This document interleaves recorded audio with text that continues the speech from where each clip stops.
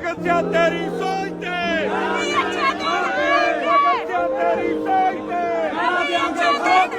किसान मजदूर एकता जिंदाबाद जिंदाबाद जिंदाबाद किसान मजदूर एकता जिंदाबाद जिंदाबाद भगत सिंह तेरी सोच ते ਝੂਲ ਦੇ ਨਿਸ਼ਾਨ ਰਹਿਣ ਝੂਲ ਦੇ ਨਿਸ਼ਾਨ ਰਹਿਣ अंत महाराज के ਝੂਲ ਦੇ ਨਿਸ਼ਾਨ ਰਹਿਣ अंत महाराज के ਝੂਲ ਦੇ ਨਿਸ਼ਾਨ ਰਹਿਣ अंत महाराज के ਝੂਲ ਦੇ ਨਿਸ਼ਾਨ ਰਹਿਣ अंत महाराज के ਝੂਲ ਦੇ ਨਿਸ਼ਾਨ ਰਹਿਣ अंत महाराज के ਝੂਲ ਦੇ ਨਿਸ਼ਾਨ ਰਹਿਣ अंत महाराज के ਝੂਲ ਦੇ ਨਿਸ਼ਾਨ आज करेगा खालसा तख्त बहेगा खालसा ਝੂਲ ਦੇ ਨਿਸ਼ਾਨ ਰਹਿਣ अंत महाराज के ਝੂਲ ਦੇ ਨਿਸ਼ਾਨ ਰਹਿਣ अंत महाराज के ਝੂਲ ਦੇ ਨਿਸ਼ਾਨ ਰਹਿਣ मोदी सरकार मुर्दाबाद ਝੂਲ ਦੇ ਨਿਸ਼ਾਨ ਰਹਿਣ भगत सिंह तेरी सोच ते ਪੈਰਾਂ ਦਿਆਂਗੇ ਠੋਕ ਕੇ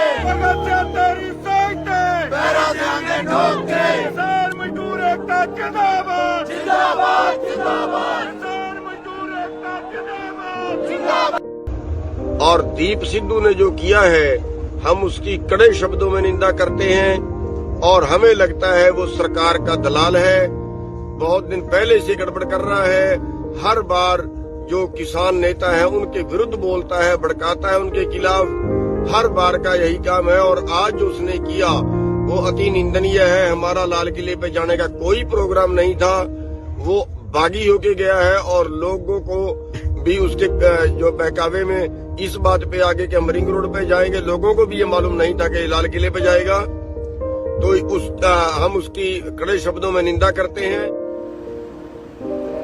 ਵਾਹਿਗੁਰੂ ਜੀ ਕਾ ਖਾਲਸਾ ਵਾਹਿਗੁਰੂ ਜੀ ਕੀ ਫਤਿਹ। ਦੋ ਚਾਰ ਗੱਲਾਂ ਕਰਨੀਆਂ ਸੀ।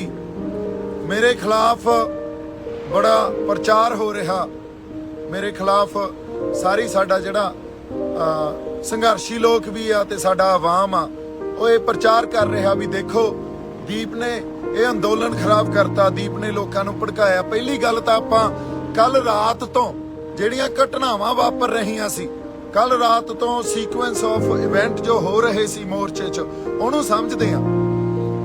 ਪਹਿਲਾਂ ਸਾਡੇ ਪੰਧੇਰ ਸਾਹਿਬ ਤੇ ਪੰਨੂ ਸਾਹਿਬ ਨੇ ਇਹ ਗੱਲ ਮੋਰਚੇ ਦੀ ਸਟੇਜ ਤੋਂ ਆਖੀ ਵੀ ਅਸੀਂ ਪੁਲਿਸ ਵਾਲੇ ਦਿੱਤੇ ਹੋਏ ਰੂਟ ਤੋਂ ਆਪਦਾ ਮਾਰਚ ਨਹੀਂ ਕੱਢਾਂਗੇ, ਰੋਸ ਮਾਰਚ ਨਹੀਂ ਕੱਢਾਂਗੇ, ਅਸੀਂ ਦਿੱਲੀ ਦੇ ਅੰਦਰ ਜਾਵਾਂਗੇ।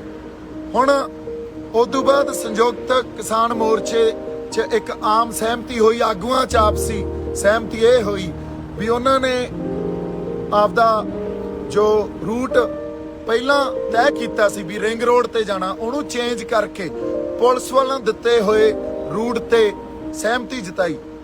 ਉਸ ਵੇਲੇ ਵੀ ਤੁਸੀਂ ਮੇਰੇ ਸਾਰੇ ਵੀਡੀਓ ਦੇਖ ਲਓ, ਉਹਦੇ 'ਚ ਇਹ ਗੱਲ ਕਹੀ ਗਈ ਆ ਵੀ ਇੱਕ ਸਾਂਝਾ ਫੈਸਲਾ ਲੈ ਲਓ ਕਿਉਂਕਿ ਸੰਗਤ ਦਾ ਜਿਹੜਾ ਰੌਂ ਆ, ਸੰਗਤ 'ਚ ਜਿਹੜਾ ਇਸ ਟਾਈਮ ਸੰਗਤ ਦਾ ਫੈਸਲਾ ਉਹ ਕੁਝ ਹੋਰ ਆ, ਸੰਗਤ ਦੇ ਜਜ਼ਬਾਤ ਆ ਜਿਹੜੇ ਕੁਝ ਹੋਰ ਆ, ਪਰ ਜੋ ਸਾਡੇ ਆਗੂ ਸਹਿਬਾਨ ਤੈਅ ਕਰੀ ਪਏ ਆ ਉਹ ਕੁਝ ਹੋਰ ਆ।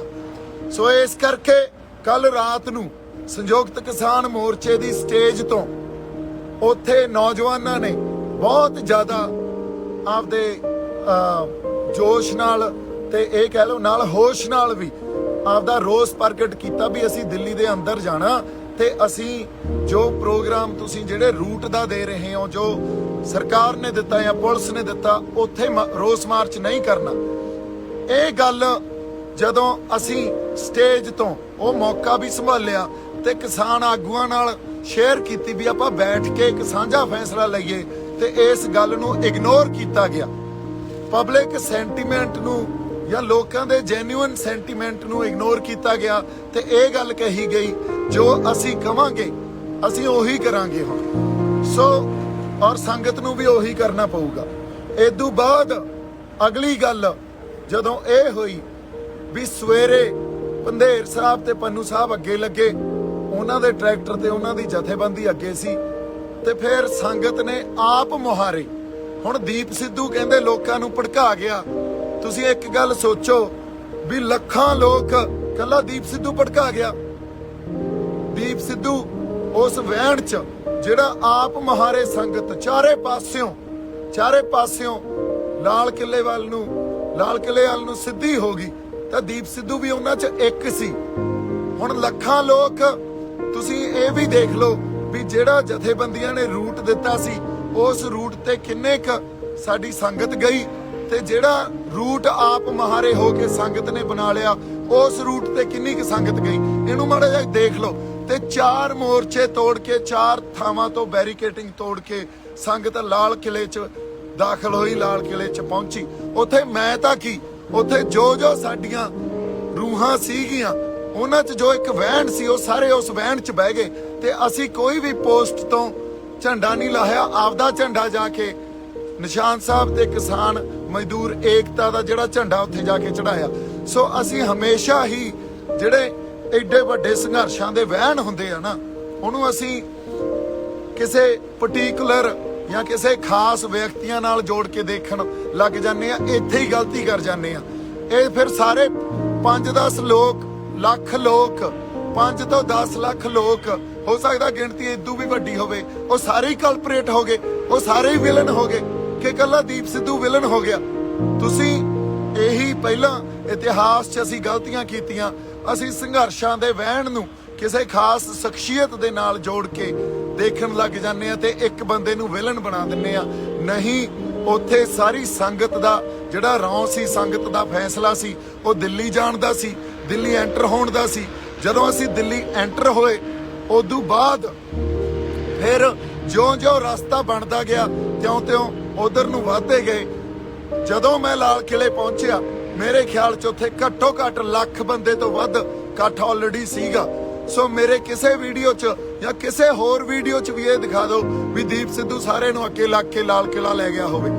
ਮੈਂ ਚਲੋ ਸਾਡੇ ਲੋਕ ਤਾਂ ਭੋਲੇ ਆ, ਉਹਨਾਂ ਨੂੰ ਜੋ ਤੁਸੀਂ ਗੱਲ ਕਹੋਗੇ ਕਈ ਵਾਰੀ ਮੰਨ ਲੈਂਦੇ ਆ, ਪਰ ਜਿਹੜੇ ਸਾਡੇ ਇੰਟੈਲੈਕਚੁਅਲਸ ਵੀ ਆ, ਜਿਹੜੇ ਗੱਲਾਂ ਨੂੰ ਸਮਝਦੇ ਆ, ਉਹ ਵੀ ਇਹ ਗੱਲਾਂ ਕਰੀ ਜਾਂਦੇ ਆ। ਤਾਂ ਇਸ ਗੱਲ ਦਾ ਤਾਂ ਅਫਸੋਸ ਹੀ ਕੀਤਾ ਜਾ ਸਕਦਾ। ਮੈਂ ਮੋਰਚੇ ਤੋਂ ਜਾਂ ਸਾਡੇ ਕਿਸਾਨਾਂ ਦੇ ਜਿਹੜੇ ਸਾਡੇ ਹਿੱਤ ਆ ਉਹ ਤੋਂ ਵੱਡਾ ਨਹੀਂ ਆ। ਆਪਾਂ ਇੱਥੇ ਭੜਕਾਉਣ ਨਹੀਂ ਆਏ। ਹਮੇਸ਼ਾ ਜਦੋਂ ਇਤਿਹਾਸ 'ਚ ਕੋਈ ਇਹੋ ਜਿਹੀਆਂ ਘਟਨਾਵਾਂ ਵਾਪਰਦੀਆਂ ਉਸ ਵੇਲੇ ਇੱਕੋ ਹੀ ਗੱਲ ਕਹੀ ਜਾਂਦੀ ਆ, ਫਲਾਣੇ ਬੰਦੇ ਨੇ ਭੜਕਾਤਾ। ਨਹੀਂ, ਉਹ ਇੱਕ ਵਹਿਣ ਹੁੰਦਾ, ਉਸ ਵਹਿਣ 'ਚ ਹਰ ਕੋਈ ਵਹਿ ਜਾਂਦਾ।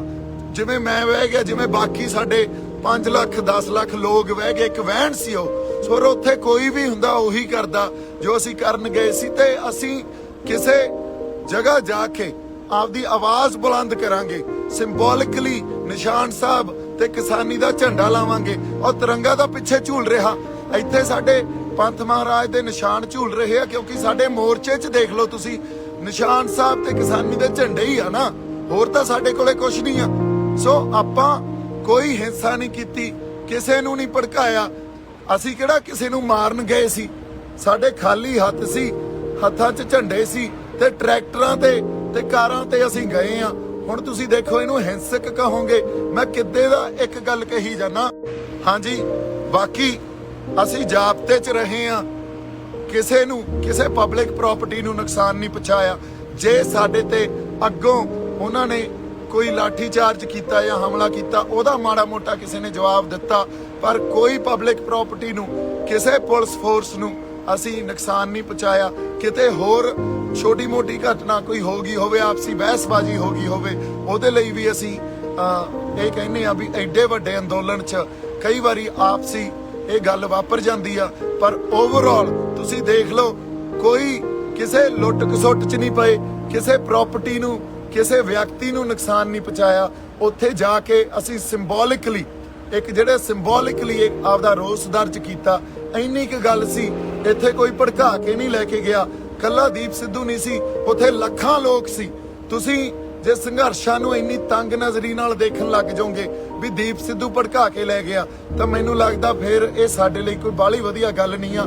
ਫਿਰ ਤਾਂ ਇਤਿਹਾਸ ਤੋਂ ਅਸੀਂ ਕੁਝ ਵੀ ਨਹੀਂ ਸਿੱਖਿਆ, ਅੱਜ ਤੱਕ ਇਤਿਹਾਸ ਤੋਂ ਕੁਝ ਵੀ ਨਹੀਂ ਸਿੱਖਿਆ। ਸੋ ਮੈਂ ਬੇਨਤੀ ਕਰਦਾ ਸਾਡੇ ਜਿਹੜੇ ਸਾਰੇ ਸੰਘਰਸ਼ੀ ਬੰਦੇ ਆ ਤੇ ਕਿਸਾਨ ਜਥੇਬੰਦੀਆਂ ਦੇ ਆਗੂਆਂ ਨੂੰ, ਹੁਣ ਖਾਸ ਕਰਕੇ, ਵੀ ਤੁਸੀਂ ਬੜਾ ਕੁਝ ਮੇਰੇ ਖਿਲਾਫ ਬੋਲ ਰਹੇ ਹੋ, ਤੁਸੀਂ ਬੜਾ ਕੁਝ ਇਹ ਪ੍ਰਚਾਰ ਕਰ ਰਹੇ ਹੋ ਵੀ ਦੀਪ ਸਿੱਧੂ ਗਦਾਰ ਆ, ਦੀਪ ਸਿੱਧੂ ਬੀਜੇਪੀ ਦਾ ਬੰਦਾ, ਦੀਪ ਸਿੱਧੂ RSS ਦਾ ਬੰਦਾ।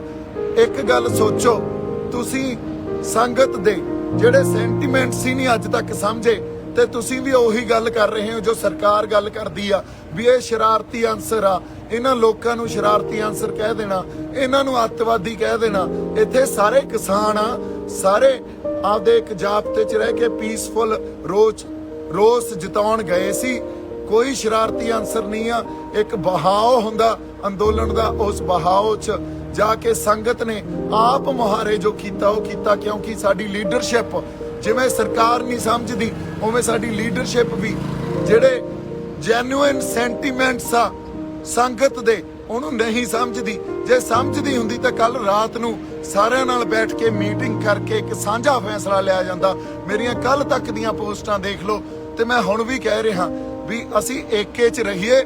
ਅਸੀਂ ਅੰਦੋਲਨ ਨੂੰ ਬਰਬਾਦ ਜਾਂ ਇਹਨੂੰ ਕਹਿ ਲਓ ਵੀ ਅਸੀਂ ਇਹਨੂੰ ਕਿਸੇ ਢੰਗ ਨਾਲ ਖਰਾਬ ਨਾ ਕਰ ਲਈਏ, ਇੱਕ ਦੂਜੇ ਤੇ ਦੂਸ਼ਣਬਾਜ਼ੀ ਨਾ ਲਾਓ। ਅਸੀਂ ਏਕੇ 'ਚ ਰਹੀਏ, ਜਾਬਤੇ 'ਚ ਰਹੀਏ। ਕੋਈ ਨਹੀਂ, ਜੋ ਹੁਣ ਮੇਰੇ ਨਾਲ ਹੋਊ ਅਕਾਲ ਪੁਰਖ ਵਾਹਿਗੁਰੂ ਉਹ ਆਪੇ ਭਲੀ ਕਰੂਗਾ, ਮੈਂ ਨਜਿੱਠੂਗਾ। ਸੋ ਬਾਕੀ ਤੁਸੀਂ ਸਾਰੇ ਚੜ੍ਹਦੀ ਕਲਾ 'ਚ ਰਹੋ, ਏਕੇ 'ਚ ਰਹੋ, ਉਸ ਅਕਾਲ ਪੁਰਖ ਵਾਹਿਗੁਰੂ ਤੇ ਭਰੋਸਾ ਰੱਖੋ। ਜੋ ਉਹਨੇ ਕੀਤਾ ਠੀਕ ਕੀਤਾ, ਜੋ ਕਰੂਗਾ ਠੀਕ ਹੀ ਕਰੂਗਾ। ਵਾਹਿਗੁਰੂ ਜੀ ਕਾ ਖਾਲਸਾ, ਵਾਹਿਗੁਰੂ ਜੀ ਕੀ